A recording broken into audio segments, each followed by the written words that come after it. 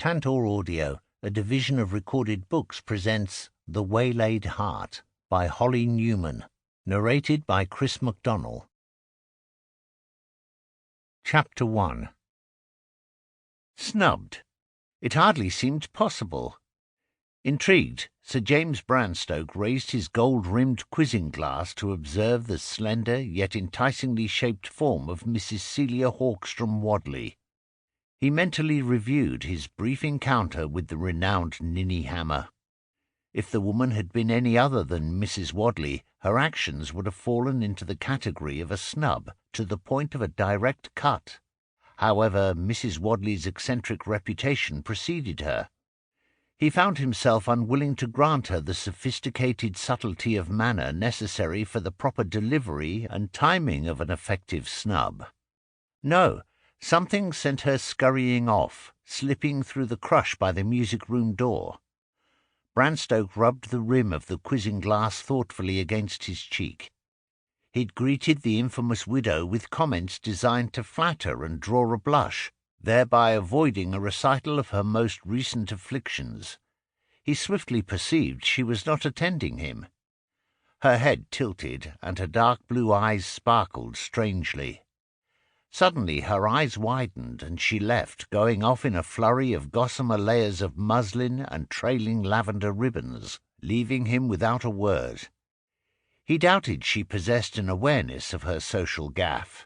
Ruefully, he wondered whether it would have mattered to her. Her attitude was that of a hound flying to a scent, and totally out of character for the woman all society considered a beautiful yet charmingly feather-brained creature. Despite her youthful marriage into trade, society welcomed Mrs. Waddley back into its august ranks upon her widowhood, as much for her now elevated purse as for the elevated positions of her grandfather, the notorious Duke of Houghton, and her uncle, the Marquis of Nye. At 25 she was no longer in the first bloom of youth, yet with hair the colour of moonlight and large twilight blue eyes, she possessed an ethereal beauty and fragility. Her ethereal appearance gave credence to her complaints of the various and sundry illnesses that afflicted her body. Absently, Branstoke twirled the quizzing glass by its black riband. He'd endeavoured to engage Mrs. Waddley in conversation as a refreshing diversion from his attentions to Miss Philomel Cresswell, the current London beauty and society darling. Though a diamond of the first water in appearance, Miss Cresswell lamentably possessed the hardness of that particular stone. Mrs. Waddley, with her childlike chatter, he deemed a pleasant counterpoint and a subtle message to Miss Cresswell that he was not a man to be manipulated, as she was wont to try. However, from his brief observation, he doubted Mrs. Waddley was as simple as everyone thought. He glanced at the circle of gentlemen surrounding the laughing Miss Cresswell. He was in no hurry to rejoin their ranks. It would be more entertaining to discover the true nature of Mrs. Waddley, if there was anything to discover. Somehow his intuition told him there was. A slight smile pulled upon his lips. Branstoke stuck the end of the quizzing glass into his waistcoat pocket and sauntered off in the direction his new quarry had taken, his curiosity roused.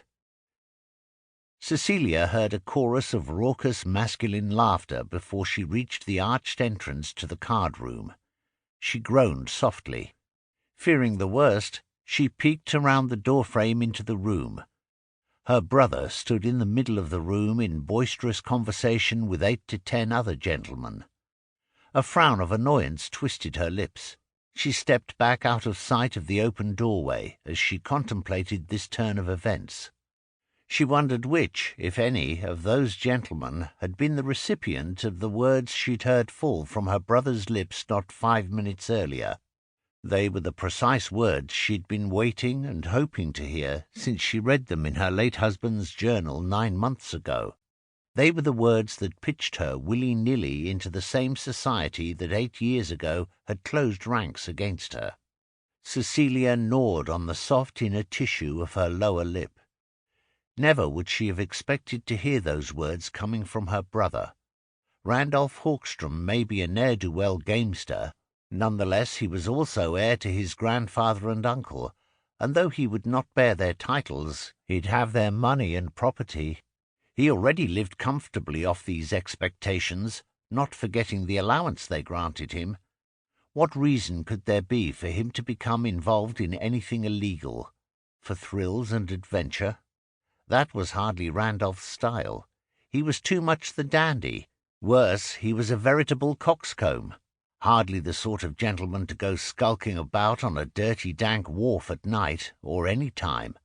Besides, he was her brother.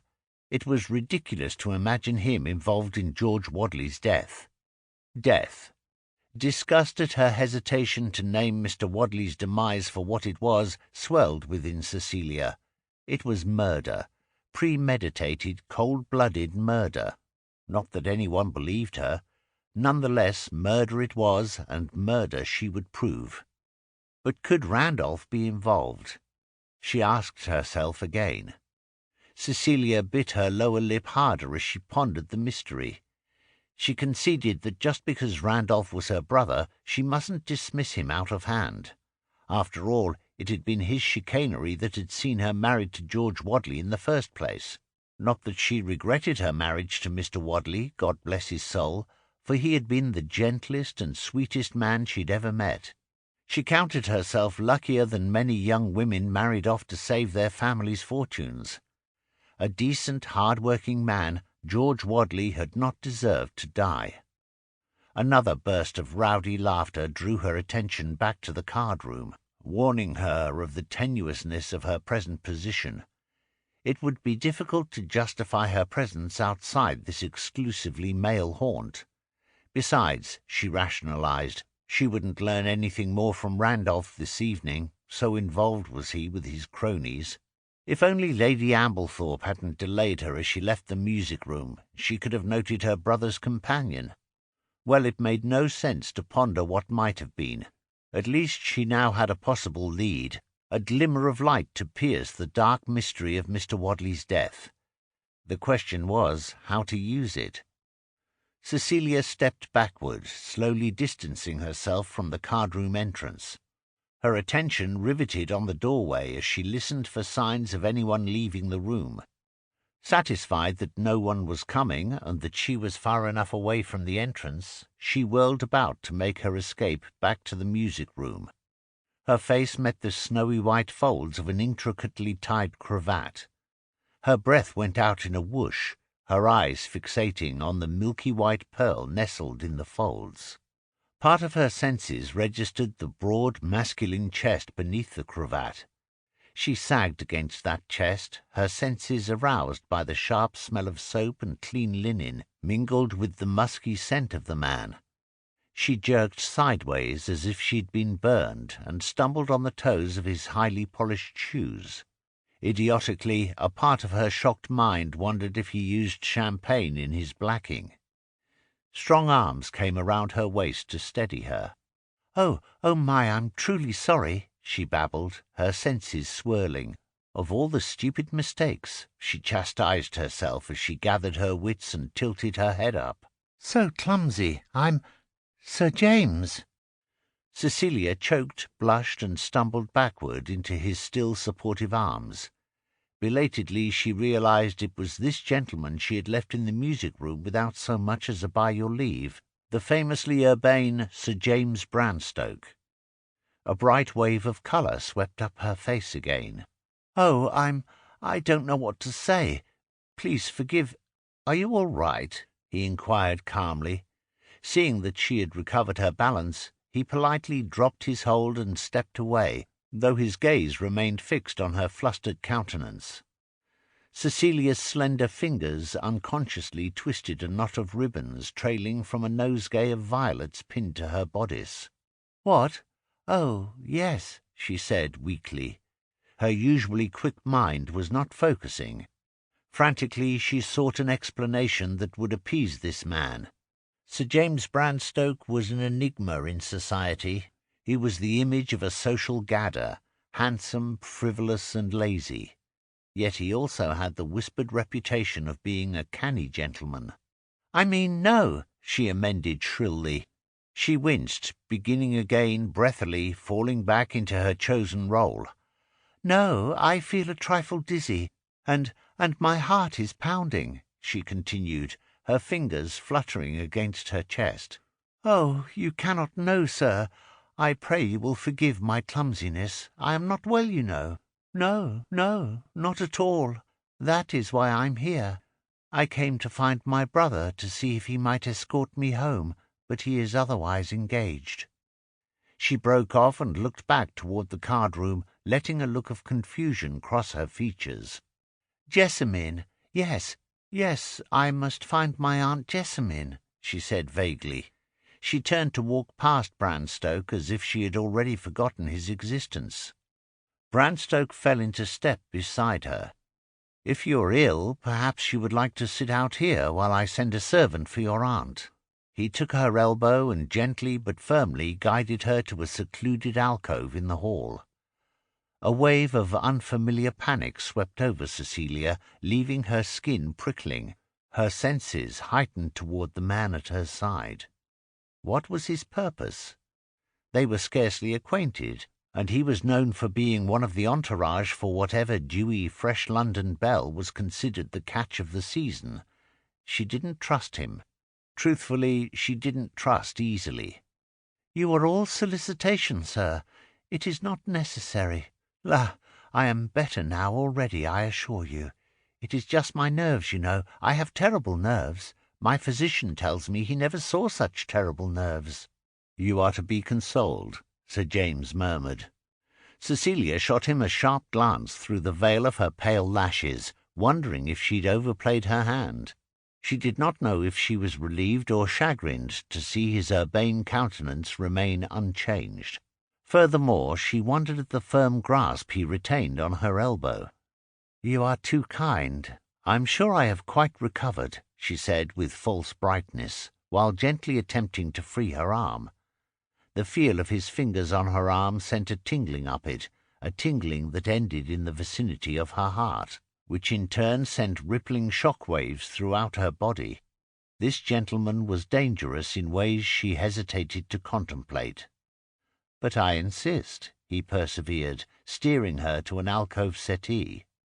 With his free hand he signalled a passing footman. "Please find Viscountess Meryton in the main music-room. She will be the woman madly wielding a pair of scissors and carelessly dropping snippets of paper on the floor. Tell her that her niece is feeling a trifle unwell and desires her presence here. Discreetly, of course." He settled her down on the settee. "Mrs. Waddley does not need her unfortunate ill health bandied about in company." Cecilia lowered her head to hide the humour she felt at this last statement. Her health was a constant source of amusement to the temps, though they clucked and commiserated in her presence. She looked up in time to see Sir James slip a coin into the footman's palm. The man grinned cheekily and trotted off down the corridor. Branstoke reached into his pocket, drawing out a gold-enamelled snuff-box. "The lack of proper decorum found in servants these days is appalling," he drawled. He opened the box with a deft one-handed motion and took a small pinch of its contents. "Don't you agree?" "Oh, well, yes, I suppose," Cecilia answered meekly, carefully schooling her expression to childlike confusion. She looked up at him, her eyes wide, revealing purple rims around their royal blue colour.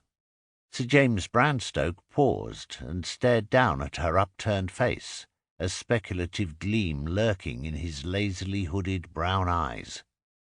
Under his steady regard, tiny moths began to flutter in Cecilia's stomach. She found she could not turn her eyes from his intent gaze. He had a pleasant, good-looking face without being handsome in the current Adonis fashion. His features were regular, his hair a wavy, thick pelt that echoed the rich, variegated brown of his eyes. Nonetheless, there was something about those sleepy, world-weary eyes that caught her attention, something that made her breath come a little faster. A slow blush crept up her neck to her cheeks, staining them a rose colour. She opened her mouth to speak, but no words came. Suddenly the lid of the snuff-box snapped shut, the small, sharp sound a pistol shot in the silence between them. Cecilia jumped. Sir James raised his eyes from hers. He looked in the direction of the card-room, where a renewed chorus of laughter could be heard. He looked back at her.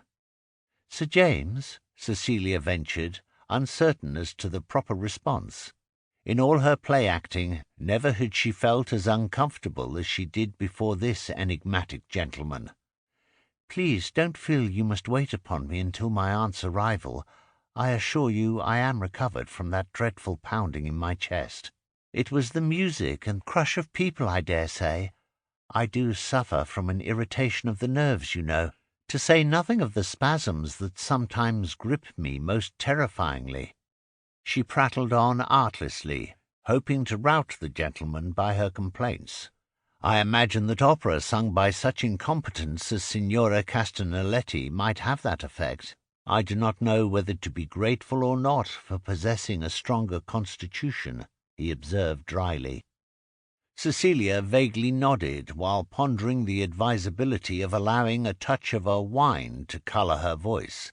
That would be too much, she concluded. She cast about in her mind for some other venue. "Cecilia, my dear!" Lady Jessamine Meryton called as she entered the hallway. Cecilia turned toward her aunt, masking her relief.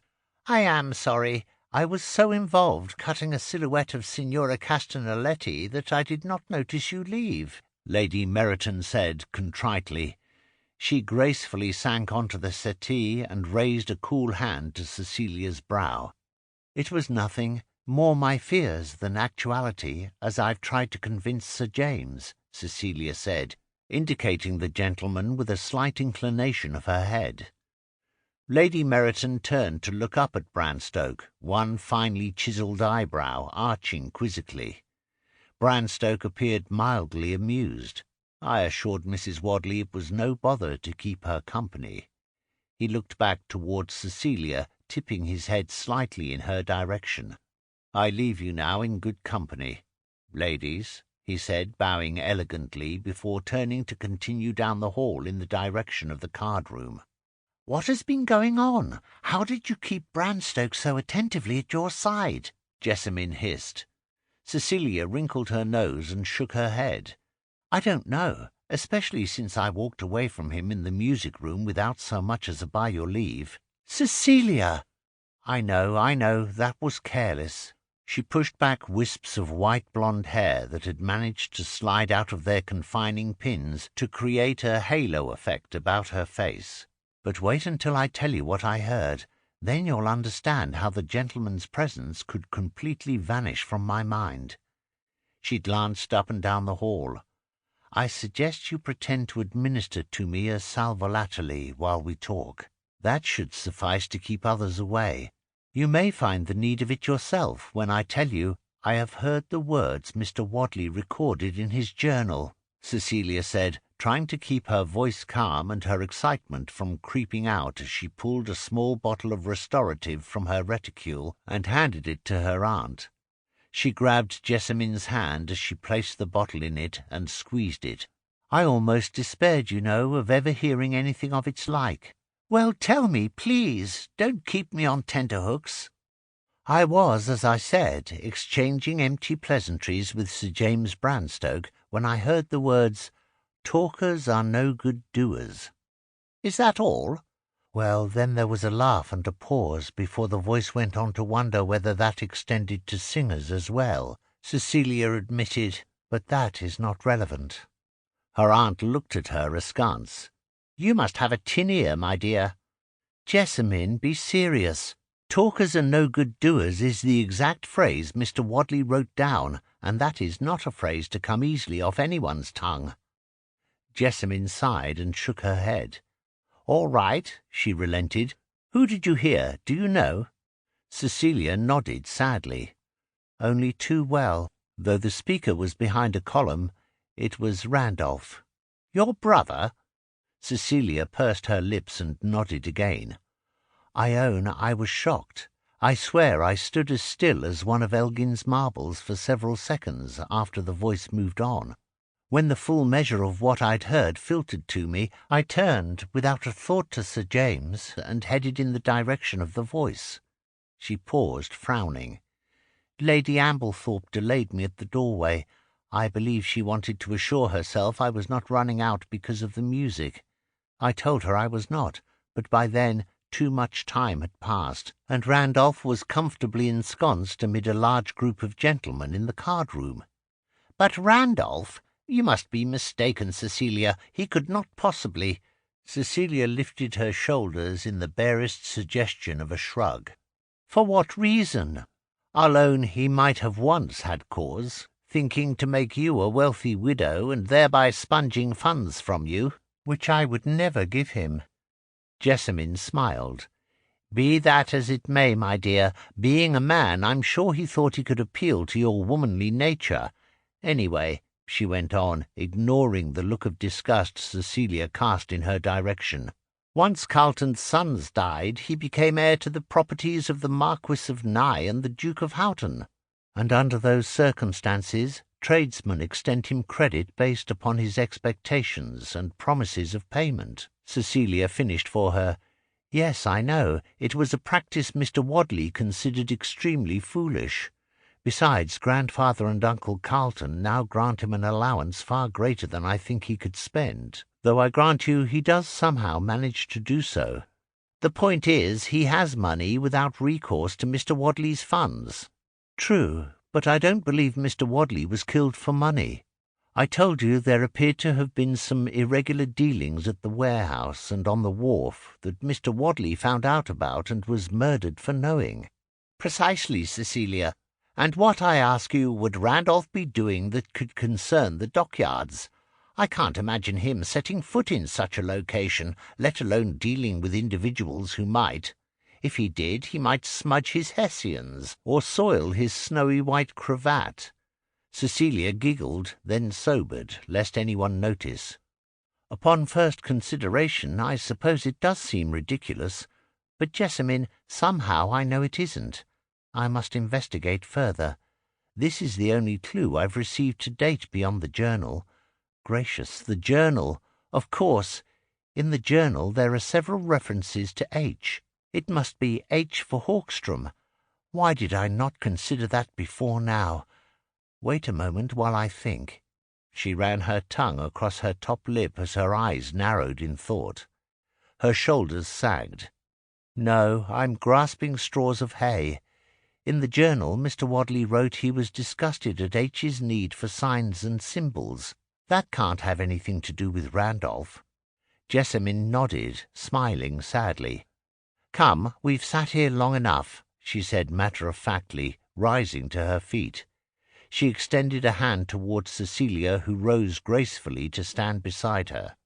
"Let's bid Lady Amblethorpe good-bye and return home," Cecilia suggested as they neared the music-room. From inside, mediocre applause followed another aria sung by Signora Castanelletti. "Why ever did Lady Amblethorpe hire her?" Jessamine asked as they watched the singer take her last bow. "I believe she came highly recommended by her ladyship's brother," Cecilia said dryly, a crooked smile curling up one corner of her lips. "Somehow I don't think she knew precisely what her brother recommended the woman for." "Cecilia!" Jessamine exclaimed. "Don't attempt to feign shock. You haven't the constitution for an effective deception of that nature. Stick with lying," Cecilia advised breezily, while looking about the room for their hostess. Jessamine sighed. "Sometimes you make me wonder how I let you talk me into helping you." "Simple. With Meryton out of the country on a diplomatic mission and Franklin away at school, you were bored." Jessamine frowned at her summation, causing Cecilia to laugh spontaneously. Quickly she covered her mouth with a handkerchief to mask the sound, and turned it into a cough. "By the way," she whispered, "if anyone asks, my illnesses this evening are pounding in the chest and dizziness, with a touch of disorientation. That last is in case Sir James should chance to question anyone. I would like him to believe that my behaviour this evening stemmed from one of my illnesses." Lady Jessamine Meryton laughed and patted her niece's hand. Oh, with your reputation, how could he believe otherwise? Cecilia frowned and shook her head. I don't know, she said. He is an odd gentleman. His manners are languid, but something about his eyes. There is a cunning glint in their depths that makes me nervous. The man sends shivers through my body when he looks my way. Sir James? Well, I just hope those shivers are not a sign of a growing tendre for the man, for I tell you straight out that it is common knowledge he only courts the current catch of the season, who in turn would like to catch him. Cecilia again raised the lace-edged handkerchief to her lips to smother laughter. I am well aware of that. Do not be alarmed. I have no intention of setting my cap for him. I believe it would be wise to avoid his company. Now you are fanciful. I'm not so sure, Cecilia murmured, looking back over her shoulder. There at the entrance to the card-room stood Sir James Branstoke.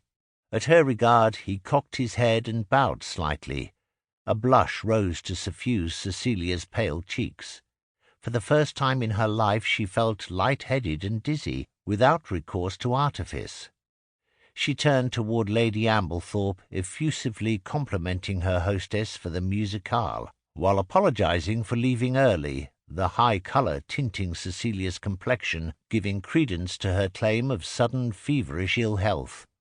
Quickly Lady Meryton retrieved her lap-desk from a chair near the door, and the two ladies departed.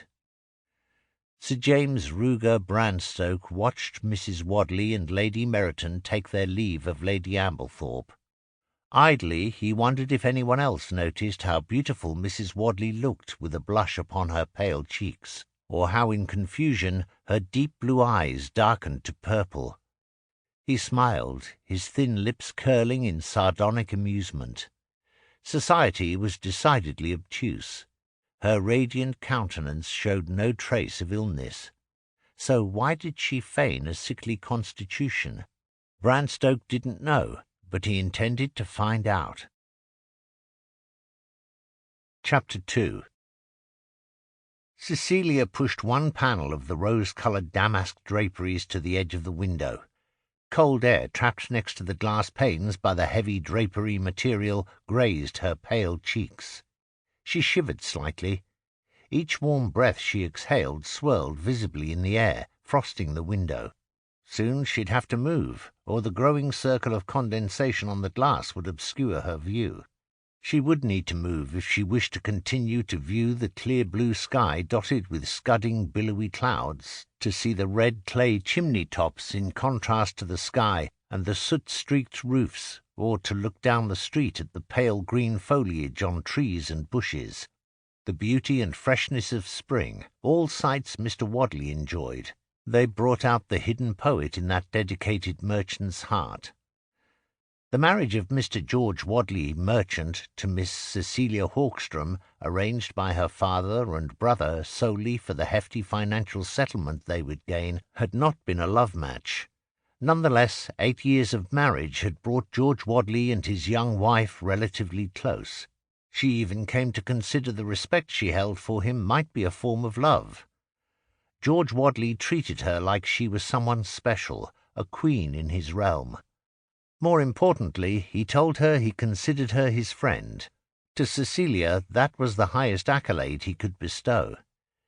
Her head tilted to rest against the frosted glass. She remembered how they would talk for hours. Oh, how they would talk! He introduced her to the wonders of trade and the mysteries of finance. He gave her an understanding of politics and an appreciation for newspapers. Her bright mind and ready wit pleased him, he said. He told her he hadn't understood what he was doing until she came into his life. Now he was dead. A victim, society decreed, of the teeming London underworld that owed its life to thievery. He simply walked in the wrong place at the wrong time. How trite. And oh, Cecilia knew how wrong.